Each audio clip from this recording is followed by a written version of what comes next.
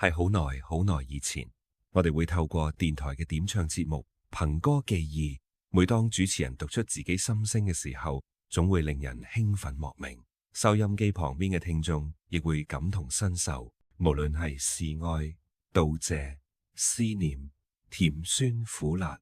音樂都總會為我哋中和。如果你都想重溫呢份純粹同感動，就請你鎖定我哋嘅直播節目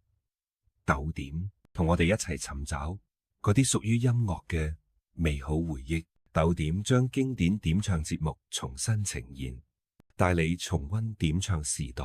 線上點唱、現場演繹，歡迎大家踴躍點唱、留言互動，一齊喺呢度揾翻遺忘咗嘅音樂時光。約定你6月25日星期3晚上8點正，